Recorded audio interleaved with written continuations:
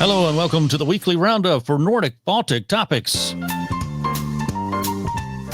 I'm James Ginn, your host, and joining me today, Victor Kubik from the Kubik Report, as always. Welcome, Victor. How are you this week? Thank you very much for that introduction, James. Nice to see you again. And we've got a lot on the schedule for today. We're going to be talking about everything from the recent shooting in Sweden, the historic shooting, to closer cooperation between some of the European nations like Latvia and Sweden. We've got a couple of real interesting things, some new sports activities taking place, and some older ones that you may not have heard of before. So a lot of things to cover today, and we're glad to have you along with us. And how's your week been, Victor? The week has been great, James. I really have appreciated all the things that we do. I appreciate being on the podcast with you. I've done a couple podcasts myself. What podcast have you done this week so our listeners will know what to listen for? Okay, you go to the Kubik Report. You can get that anywhere. And the one I did was called The Enlightened Law of Moses. I talked to the author of the book, who wrote a very, very insightful commentary on the Enlightened Law of Moses and shows how it fits in with what Jesus Christ taught. And if indeed was Christ talking about the law of Moses, or what kind of law was in force, or at least spoken of by the Pharisees. So he does a very good job in the book, and the podcast I thought went very well. Otherwise, we did another one about wisdom. That was yesterday. So just go to the Kubik Report, and the podcasts are there. All right, very good. And so a lot of things happening over the last week or two, and we want to cover. Of course, we skipped a couple weeks on our program for various reasons. So we'll cover some things that happened a little bit before this past week, as well as some things from this week in this update. And we'll just start out by something that took place that is quite historic for Sweden, something that in the media you hear a lot about, and you might think is happening in the United States because it gets so much media attention in the United States for probably for a number of reasons. But this time it happened in Sweden, and that was a school shooting, a mass school shooting, not for young children, but an adult education center. Of course, that took place last Tuesday in Örebro, which is about 200 kilometers west of Stockholm in central Sweden.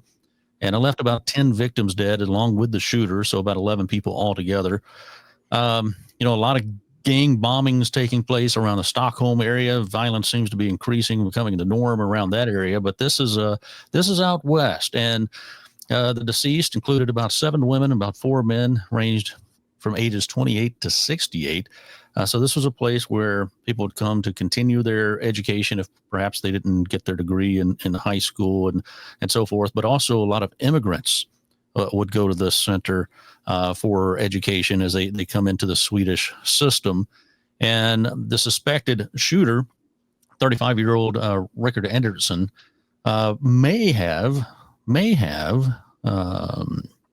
done this with terroristic motives or racist motives, I guess you might say.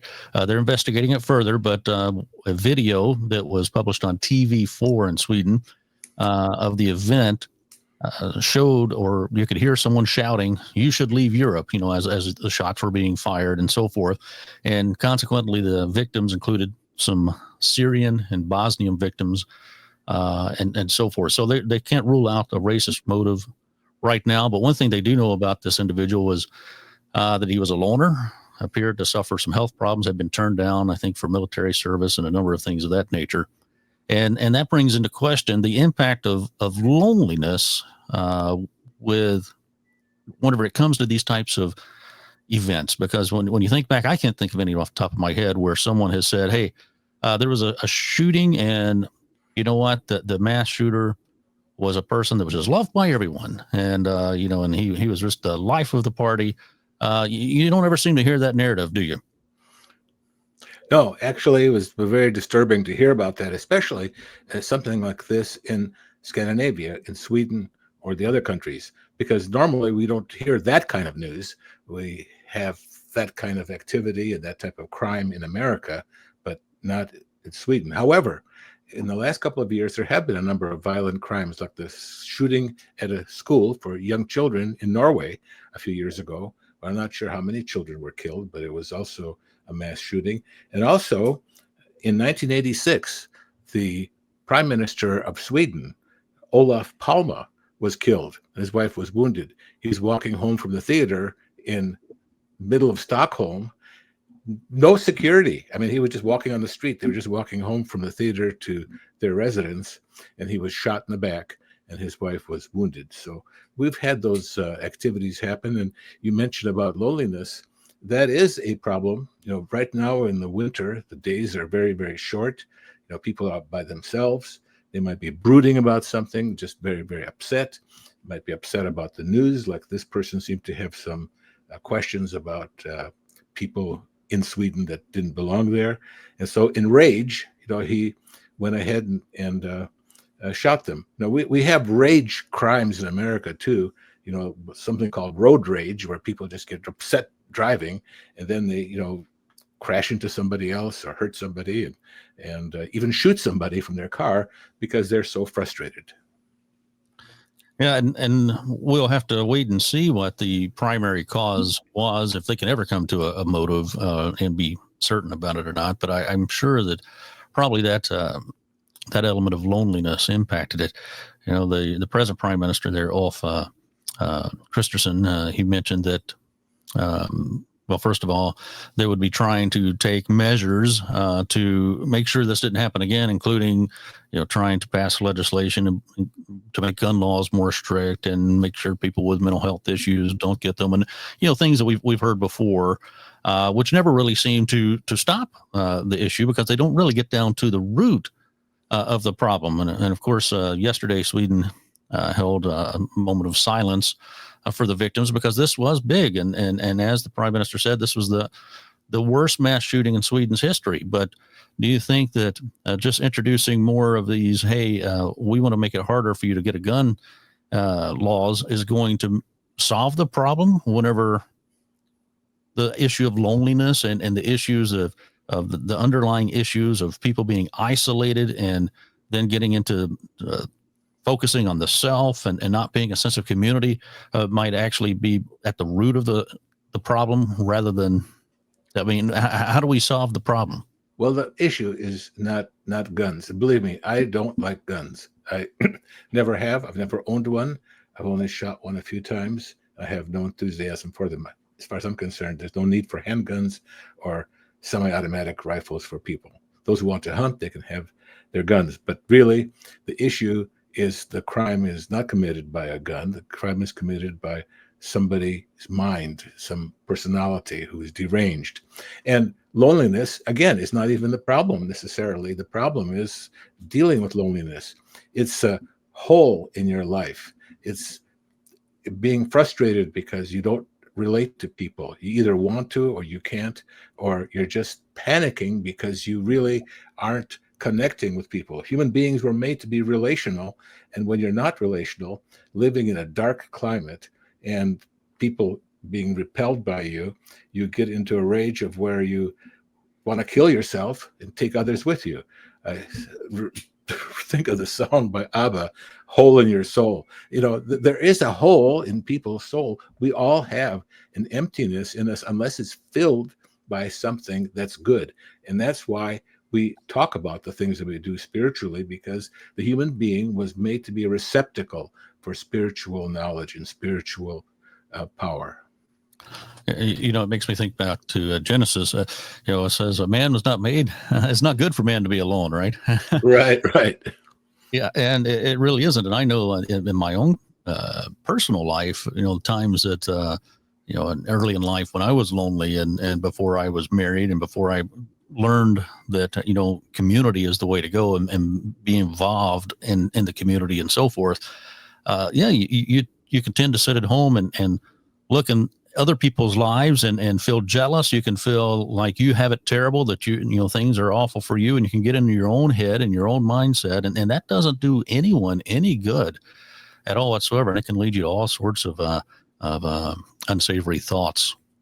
Well, I feel like what's happened in this particular case is in big cities, one of the loneliest areas in the United States is New York City, when people talk about that as a syndrome, they walk down the street and they see thousands of people. They see thousands of people going helter-skelter here or there. Nobody's relating to you, but they're there, and you can't relate to them. You don't want to relate to them. You don't know who they are. But the lack of relationships is a cause of dysfunction that leads to crimes like this, I believe. Yeah, and it has other impacts. I know a number of years back in the U.S. city of Chicago, Illinois, there was a summer heat wave that came through, and in that region of the country, a lot of people didn't have cooling devices because they don't get hot weather there very often, and a lot of people died during that summer heat wave. And they went back and studied it and tried to find out, why did so many people die? And it was particularly in the elderly population, and what they found in common was that the people who were not a part of community, who didn't have family that they had stayed in touch with, were the victims. Mhm. That was the single biggest indicator of whether you died or not, was how connected you were within the community and within your family. That heat wave, and I thought it was a interesting thing. It had nothing to do with whether you had air conditioning in your apartment or not. It had to do with the connectedness. Now, I say if you had air conditioning, of course, you fared better. But I'm saying for all the people who did not have it, the ones who were connected with people survived, and the ones who did not were more likely to perish. So it has all sorts of impacts.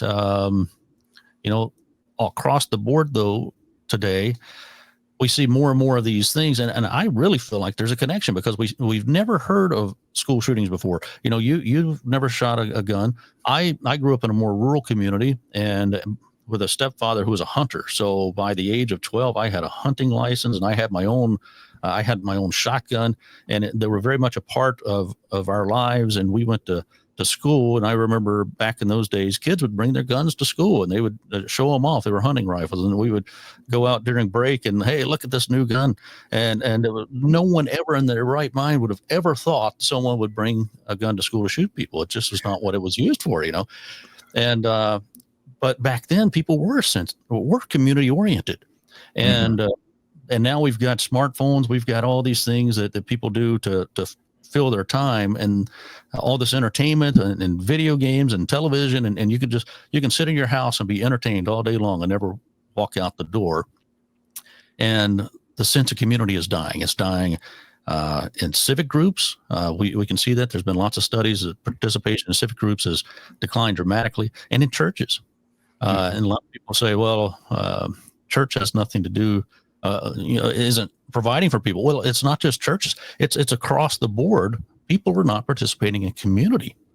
But those civic groups, churches, especially churches, are where you can go to find belonging, or where you can go to have a sense of community, and where you can survive, right? Because there are people there who check on you, and people who care for you, and they are not dwelling on themselves, but they're dwelling on the bigger picture and of community and family, and how do we help one another. And I just feel like that's more the solution to the problem than we had an ad here in Indianapolis. There was an ad campaign by one denomination, and all they had was the name of their church, which was actually in smaller letters, and in big letters across all the billboard was relationships. That's all it said. And it was extremely successful, because as people drove down the highway or drove down the street and saw this ad, they said, this church is about relationships. You see that over and over again. And that sounds like, I want a relationship. I want a friend. I would like to have somebody to date. I'd like to have somebody to talk to confide in, whatever. And that was very successful. Right now, people from the youngest age, like you mentioned, play video games and just play without others, or play others, but not right there in person. And that really is something which is causing people to become detached. And communities where there is people playing with one another as their children growing up and relating to one another brings about a healthy community where people care for one another. They know each other. And it's just tragic as people become loners. Also, COVID caused people to stay home for a good part of almost 3 years.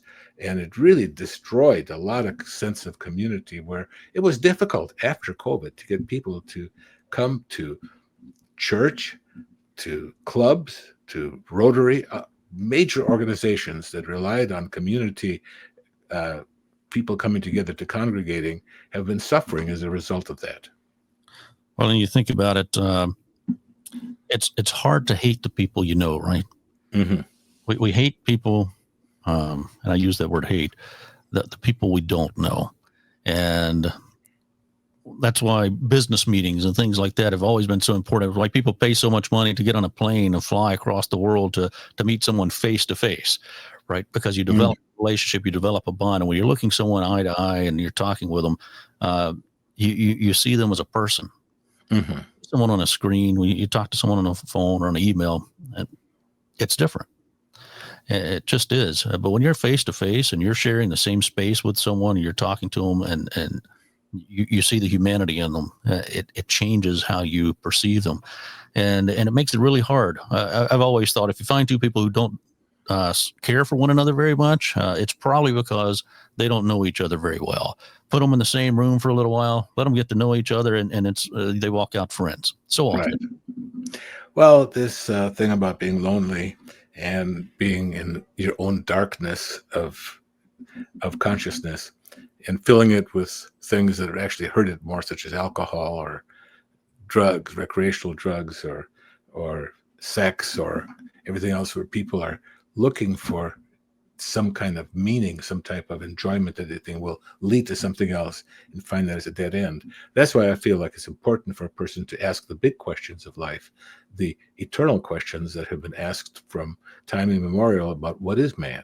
What actually is man? What are you composed of? Why were you made? Why do you have some of the inadequacies that you do have? And how could those inadequacies be made adequate? And the primary place you're going to get those answers, of course, is by going to church, right? And when you come to church, today a lot of young people who've never been exposed to Christianity, for instance, have no idea what it is. They're uncomfortable. They have no idea what the language means. All they've seen is some extremist examples, right? Because you get some nutcase out there who says he serves some God, but in reality, when you look at his life, he doesn't. He has no understanding of religion whatsoever. He's just invoking the name and goes out and does some atrocity, and then it makes everyone believe, religion is bad. Well, it's not. It's a place where you find meaning. It's a place where you find purpose. Mm-hmm. It's a place where you find community. And so if you've never tried it, if you've never looked into it, do give it a chance. But I want to kind of move on from that subject. I think we've talked about it enough, but some other sense of community. The countries in Europe had decided a long time ago they didn't want to be lonely. And they wanted community, and they formed the European Economic Community, and it's turned into the European Union. And now we're seeing those countries come even closer together. They've found community works, right? And the Baltic states have decided that they want to change their community. They've been a part of the European Union for a while, but not on the electricity grid. And we talked about it in our last update that they were concerned about the influence that Russia had over their energy. And so they decided they would separate February 9th, and now they've done it. The Baltic states have separated from the BRELL electricity ring, which was Belarus, Russia, Estonia, Latvia, and Lithuania. And they have joined Europe and the European Energy Network, while they're also working to build other defense capabilities with EU and NATO countries. And at the same time, you see Sweden and Finland coming into NATO. They wanted more community, right? So they've joined NATO. And as a result of that, now Latvia and Sweden are marking closer military cooperation. So in a historic moment for the Latvian and Swedish cooperation in security, Prime Minister Vika Salina and Swedish Prime Minister Ulf Kristersson participated in a ceremony marking the joining of the Swedish Mechanized Infantry Battalion to NATO forces in Latvia.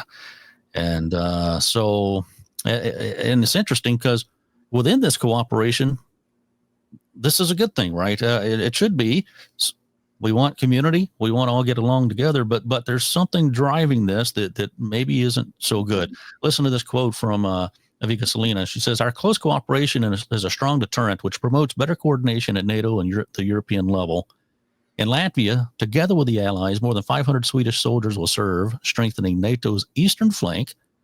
This collaboration opens Now, this is the part to focus on. This collaboration opens new opportunities in the defense industry and innovation. So we're talking military-industrial complex. So can we have peace whenever we're promoting a military-industrial complex? Well, the thing is that while they want to get to be friends with people that they have traditionally been friends with, and also creating weapons and strategies, why are they doing that? It's because there is actually a real enemy that they are concerned about, and that is Russia. That is the USSR, the formerly USSR, because they know who they have allied with, people who are like-minded, the people of the Baltic, that called the Great Baltic Lake, and the nations surrounding it, Sweden, Finland, Estonia, Latvia, Lithuania, and Poland in one sense, because they all were at one time actually part of Sweden. Sweden controlled many of those areas. Where we worked in Estonia, in Tartu, that was a city where Gustavus Adolphus established the first, now the largest college in the Baltic republics. So these people are seeking people who are like-minded, and also people who are fearful of a common enemy, and that's what's driving it. That's the bad part of it. The good part of it is that they're seeking friendships, but some of the factors in the friendship are disturbing. Right, and then you have this build up of the military, and we've seen throughout history that as we build up militaries, eventually we use them, particularly when you integrate that and you start framing it in the term of opportunities in the defense industry and innovation. You get that big military industrial complex where now people's jobs rely on it, where their livelihoods rely on it, where they're thinking, hey, we this big plant pays a lot of good money to people. So how do we keep it going? How do we convince the politicians to keep it open? And then suddenly there's need for war to expend these things, to keep producing these things, and it's just kind of interesting. It sounds almost conspiratorial thinking to frame it that way, but in reality, if you're framing our defense as our defense industry as an opportunity for innovation and so on, I mean, where else is that going to lead? Right, and some of the things that they are improving, and one thing that really keeps society moving forward is the development of better and more deadlier weapons. That's what the need for technology is, because there is no limit to how you push your scientists to develop a stronger, sharper, quicker weapon. And right now, Sweden has a formidable air force. It has a fleet of Saab, SAAB. They're not just cars; they're fighter jets, and they're very well renowned and very, very highly respected. I have friends in Sweden who, one person retired from the Air Force, who was stationed up there in northern Sweden at the in the Air Force there. But now these countries are going to be concerned about their security, and one step was to have Norway, which was neutral, and Sweden, which was neutral or not in NATO, join NATO to find defense community should something happen and goes wrong with the Ukraine-Russian war.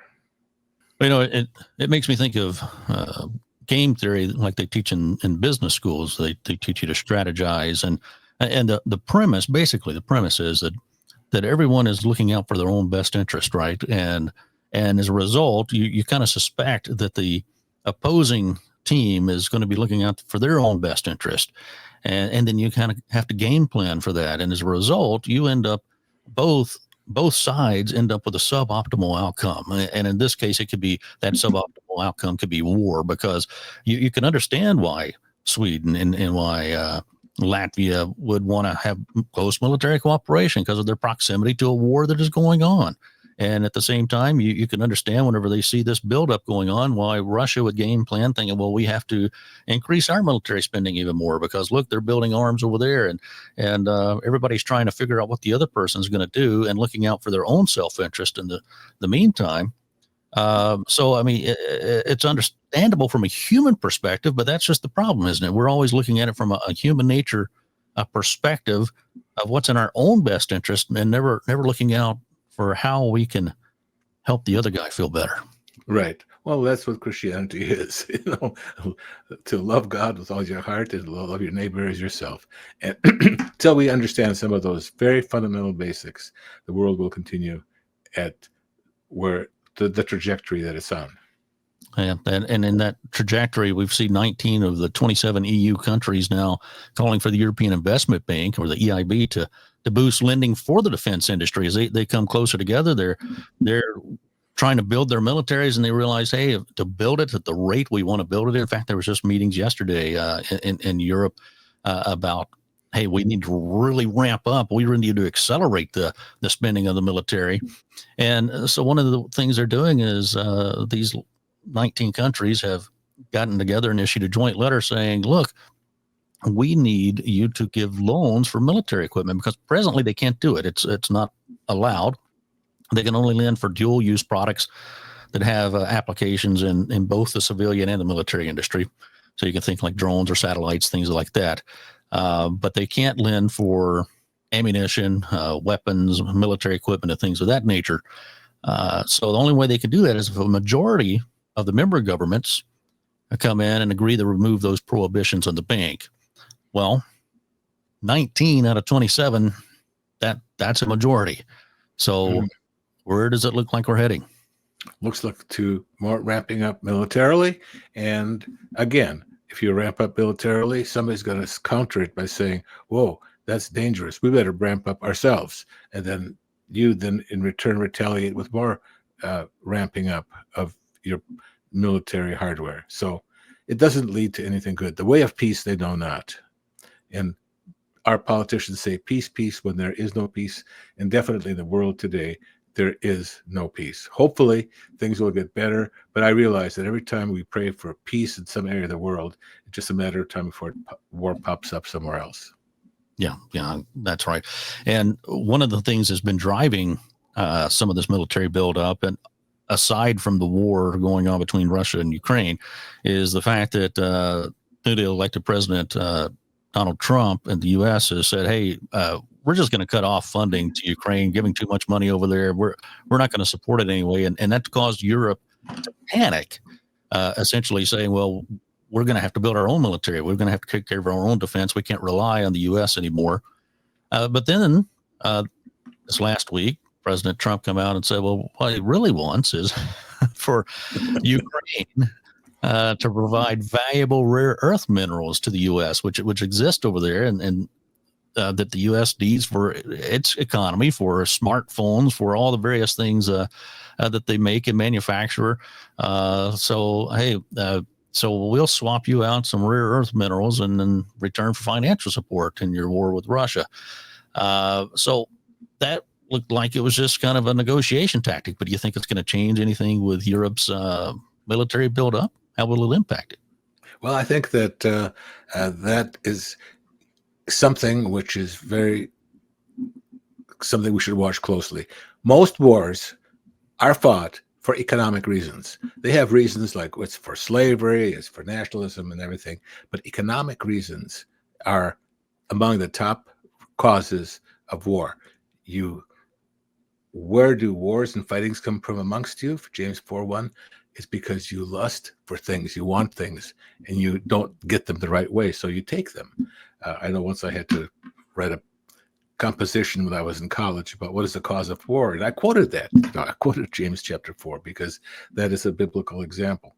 I didn't do too well on my composition. It wasn't well received by a secular teacher, but nonetheless, biblically we see that is what people want. So right now, President Trump is eyeing the rich rare earth minerals, where they are in danger of not being available to us because many of them come from China.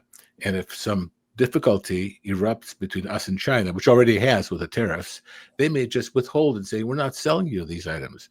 We're going to sell them to the countries in our orbit, to the BRIC countries or to India or to Brazil. We'll exclude the U.S. So that's where the trade war ends up, is people withholding and manipulating what they have. But Ukraine is an extremely rich country.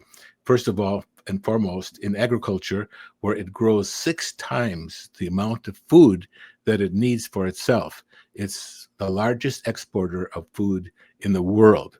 It provides, like, for example, 80 to 90% of the olive or the sunflower oil for Egypt. It used to be called the breadbasket of Europe, and in some ways it is right now. There's so much export between Ukraine and Portugal still to this very day. People don't realize that a lot of this stuff is still going on, but also with uranium, with iron ore, and coal in those areas that Russia has invaded, that actually it controls. And some of those rare earth areas are the areas there in the east. So it'll be interesting to see how this all pans out. But don't think that people support one friend in a war just because we're good friends.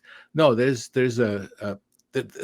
something more to it, like this in particular. Donald Trump, as a businessman, is trying to negotiate something which will be good for America. So we'll have to keep a close eye on it and see where that goes.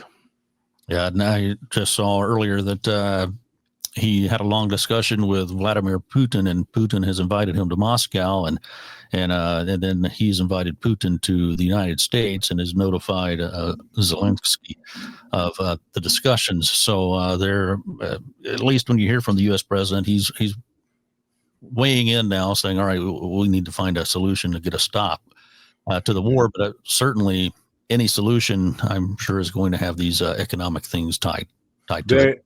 Very much so. The reason Putin wants Ukraine is not because they're brothers. Believe me, he hates Ukrainians. He wants it for the resources that it has. And should Russia take over Ukraine, the people will continue to stay poor. The people will continue to be without. And the oligarchs will take over the control, the production, and distribution of all the resources. And you'll probably have another 10, 15 oligarchs with yachts. That will be the result of all this. Yeah, it seems to be the way around the world. Whenever the powerful and the wealthy come in with a system that doesn't check them, that they gather the resources, and the others tend to suffer in many times.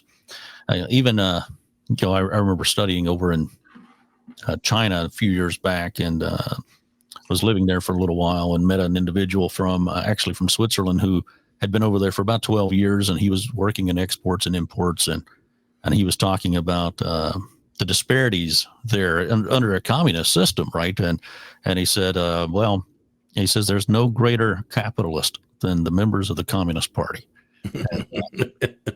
And it's true. You look, and some of the Communist Party members, they're living high, but you have to be a member of the Communist Party, otherwise your lot in life is not so good. So yeah, it just happens. Seems everywhere we have corruption because people have gotten away from the idea. Again, coming back to the scriptural things, in Matthew 20, where Christ said that the example to follow was, if you're going to be a leader, you do it through service, and that's absolutely not the way it seems to be done in much of the world today. No, it's grab as much as you possibly can for yourself. And even right now in the U.S., there's controversy over, USAID, of people who are managers in that, or even congressmen. They go into Congress, they make a salary that is good and all that, but they come out millionaires. And the question is, what and how do they get that money? What do they have to do or compromise? Or I think there's just a lot to that, and I'm glad to see the type of inspection being taken place with USAID. Well, yeah, right. Going through and seeing where all this money is just disappearing to around the world, and who's getting it and what they're doing with it. That's going to be an enlightening thing to learn, of course. Coming back to the Eastern Europe and bordering with Russia. In Soviet times, of course, Romania and Bulgaria were part of the. I believe they were part of the Warsaw Pact, weren't they? I have to check back. I believe they were. I'm not absolutely sure. And let me just fact check myself as we go here. But anyway, there were ties with the Soviet Union in that part of the world, and today they're looking, like many of the Eastern Bloc countries, to get out of that Russian influence and to side, there's no better way, I guess, to say it. That's really what they're doing, is siding with Europe. They're joining Europe for various reasons. And so on January 1st, of course, Romania and Bulgaria became part of the Schengen area in Europe. So now we see Europe coming closer together, seeing that community being built. And according to the European Parliament, the Schengen area now guarantees free movement to more than 450 million people, allowing them to travel, work, and live in member countries without internal border checks. And now that they're including Romania and Bulgaria, that's 29 members, including all EU countries except for Ireland and Cyprus, as well as 4 non-EU countries, Iceland, Norway, Switzerland, and Liechtenstein. They're working toward, at the same time, an implementation of a new entry-exit system and the European Travel Information and Authorization Systems, which will require you to get approval to travel to Europe. So within the Schengen area and inside of Europe, they're coming closer and closer together and integrating more and more free movement of people. People are able to work and live where they want in the union without all of these hassles. But if you're outside of that union, it's getting harder and harder to come in. What do you think about that? Well, it's good. I mean, when I traveled to Europe before Schengen days, you had to go through every single border crossing. Sometimes in the days you travel to Europe to 2-3 countries, you had to show your passport, get it stamped, whatever, and move on. And then when Schengen came to many of the countries, it was just nice. You were able to move quickly. However, there's a dark side to it. One is people can move around in those areas. With border controls, you could kind of find out who's kind of crossing your border. But with the Schengen, where people just kind of zip across the border at 70, 80 miles an hour from one country to another, you have a lot of dark people. You have criminals that can operate all the way from the United Kingdom to Turkey, without having to show your passport. So that's the dark side of it. Another difficulty is that while in the United States, we're a big Schengen country too, from the standpoint of cross from state to state, no problem. But I can't tell people from North Carolina to people in Texas. I mean, just by looking at them or their nature. But in Europe and the other areas where there's Schengen, you have people who are very diverse, very different. And there's just things that have been and can be problematic with a union that is not as solid as you think. It could be a little bit brittle and could cause difficulties in time. Yeah. And just kind of update, I did check myself on that. And yes, I was correct.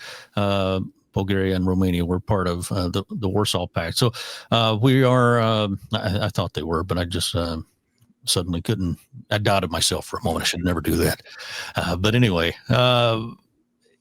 it's got positives. And at the same time, you can see potential alarm bells because when you leave one area and you go to another, you're sending signals to the other area. You're making the Europe stronger, and you're cutting ties with Russia. Russia's got to look down and say, okay, what's going on here? And do we need to address this? I know the United States has military presence in Romania and some of these areas as well. More cooperation there. So a lot of things that we see going on around the world to create jitters. Well, one thing about the Soviet Union, there may be a few things to say about it when it was still a USSR. It was like a big Schengen, all of 15 republics. It was like you cross from one border to another. The people in Estonia had brought their vegetables up to Leningrad and sold them on the streets, sold them at roadside stands. But now those countries require you have a visa to cross and make it very, very, very difficult. And also security in the way that it was before in the USSR, we could walk at any time of day or night, feel very, very safe. Not so, with other times. So there are pros and cons to every one of those systems, and they all have to relate to people's respect for law and order. from the heart. And what's happening to the world is it's falling apart because it fundamentally disavows and disobeys the commandments or the rules by which God intends and desires to man to live by. Yeah. Well, on that note, what else is there to talk about except for the Norwegian Reindeer Racing Championship? Well, let's talk about that. So, I want to hear about it. I'm from Minnesota, so I've seen reindeer, and I've been around a lot of Norwegians and Swedes and Finns, and kind of relate to that. But go ahead, talk about it. it's got to be a great thing. It's something I think I will try to one day maybe get over and see if I can witness it myself. But we're talking about all the problems in the world, and in Tromsø, Norway, every single year is part of a celebration of a Sami National Day, which took place February 6th. They hold a National Reindeer Racing Championship, and they pull the sleds down the street and so forth. This sounds like a big time, and they, as part of the Sami week, where they celebrate Sami culture through various activities and performances. And for those who aren't familiar, that those are native peoples that live in the northern parts of Norway and Sweden and I think Finland, up in that region, and really up sort of toward the Arctic areas of the country. But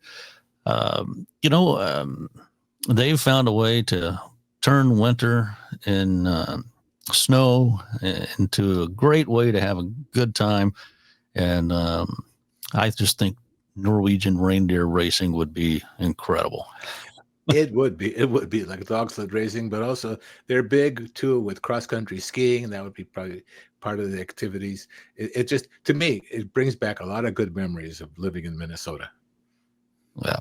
Well, if you want to go check it out, it's in February, and you've missed it this year, but put it on your calendar, and you can go up and learn all about the Sami culture while you're there as well, with language lessons, concerts, debates, all sorts of things, arts, crafts, the things that go along with a festival like that. And then of course, maybe you can practice up between now and then, get you some reindeer and enter the competition next year. You said it was in Tromsø? That's correct. Yeah. Up in Tromsø. Yeah. I almost went to Tromsø one time. We had actually an entire church that wrote to us and said that they were very interested in the teachings we had and were wanting to collaborate more. But as we talked more and more, we found out that, well, they said we were a little too far apart to really be of greater use. But it was very interesting that I saw those people. I have been as far north as Bodø in Norway. That's the end of the rail line. But there's still a lot of Norway after that, but you can't get there from Norway because of the fjords. And so to get to Tromsø, if you're on land, you have to get there through Sweden. And you got to take a reindeer. Yeah, reindeer. Yeah, no train line, so well, they're Schengen countries, no problem. Yeah, right. No problem. They're connected. All right. And speaking of Sweden, over in Sweden, they're not going to be outdone by the reindeer racing championship. They're developing their own sport over there, Alpine Tobogganing, which drew its inspiration from luge and natural tobogganing. So basically, you think downhill skiing, alpine skiing, but with a toboggan. And they're having the Swedish National Championships now, that was launched in 2014, and the hope is they're going to try to introduce this into the Winter Olympics one day, trying to build it globally around the world and get interest in it. What do you think about alpine tobogganing? Oh, I think that's great. Actually, when I was reading about that in your notes here, I said, hey, I've been to tobogganing since I was 6 years old. You go with sleds, then you kind of migrate to toboggans, and you kind of kneel down, and you could get 6, 7, 8 people on the longer toboggans. It's a lot of fun. And you feel like you could join an alpine tobogganing race? I think you would do. Very, very poorly. More recreational. I'm sure that when these people, they do the luge or some of these other activities, they're so fast. They do it so fast. They're so competitive that it's almost no fun. I like it at a different pace. Come down and just enjoy the scenery. Yeah. Right. But toboggans were big when I was growing up. I think our family had two of them. One got broken, and then we had another one. So Yeah, and as a kid, you're going to try and you're going to push things, and you're going to push things until you get hurt. Usually, and you got to see where the limits are, right? And well, I didn't. I actually broke my arm. I was in second grade. So in other words, I was about 7 or 8 years old, and I went over a ditch, and the toboggan kept going. I did not. well, I'll say one thing I know about myself is I never kind of outgrew that. I still will try to push the limits. So I might better stay away from alpine tobogganing because I would not experienced enough, and I could see myself pushing it to the point that I'm end up in the tops of the trees somewhere or something, and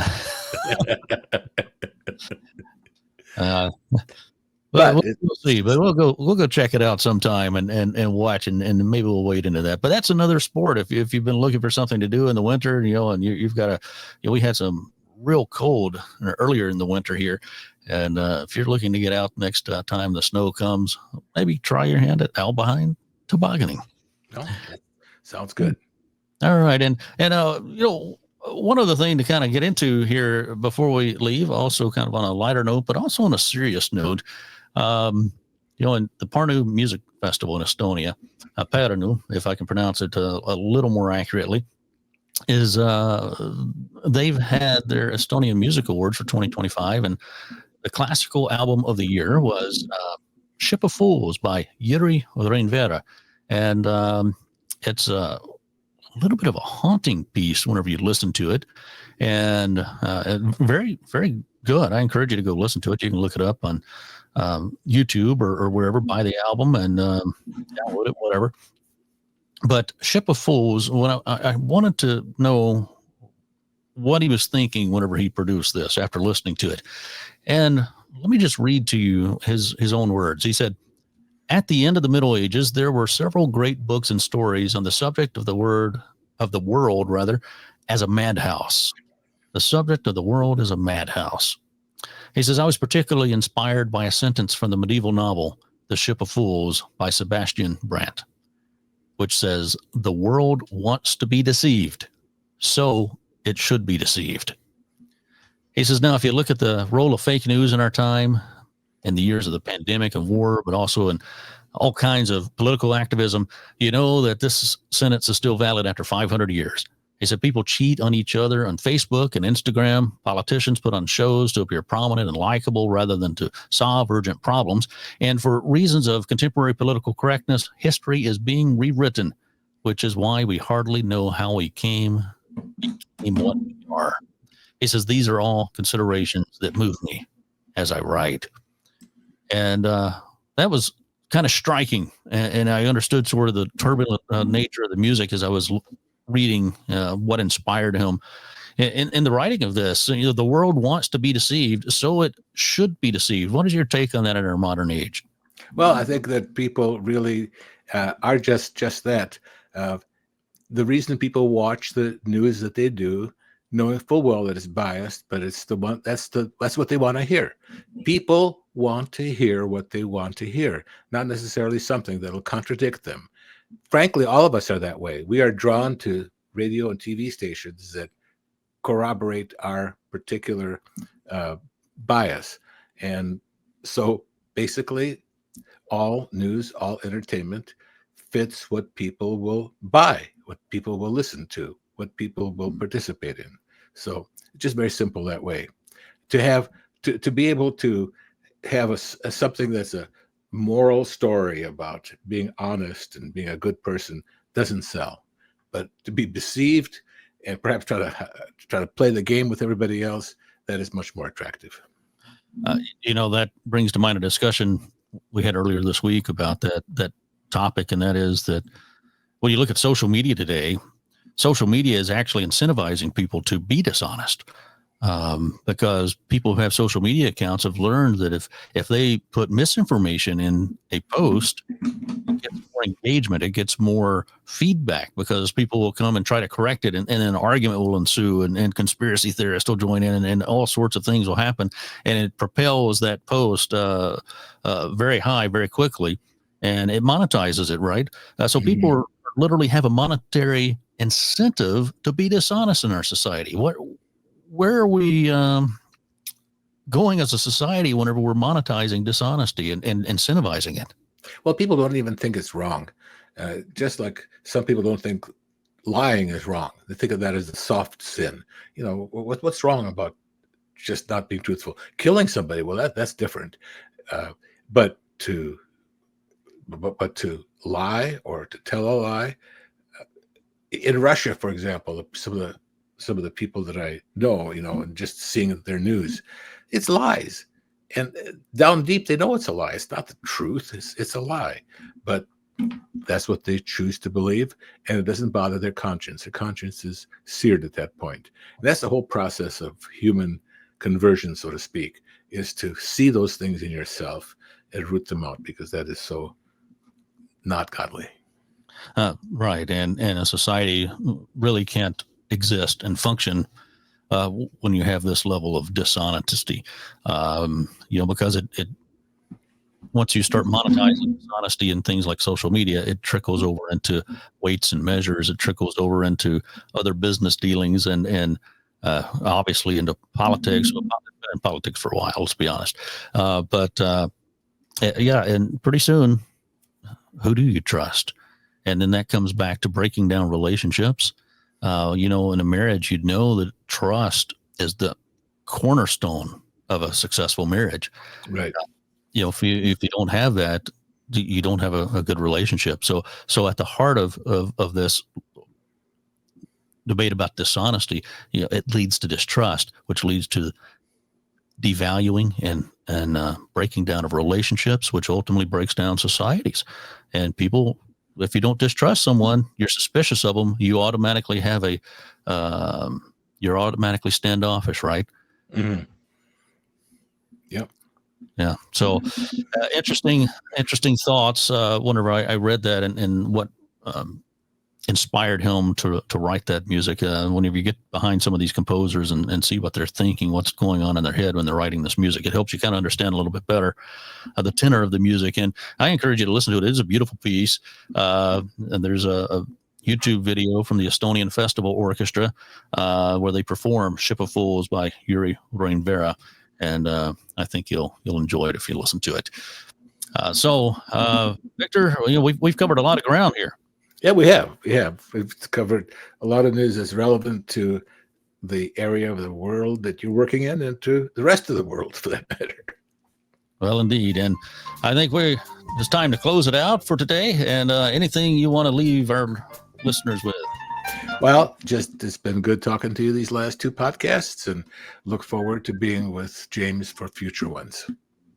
All right. And of course, that's Victor Kubik, and he hosts the Kubik Report. You could go on and find some very insightful and enlightening perspectives on the Kubik Report as well. We always appreciate him coming in for his insight as one who's been over in this region of the world as well. So join us again for the next edition of the weekly roundup of the Nordic Baltic topics.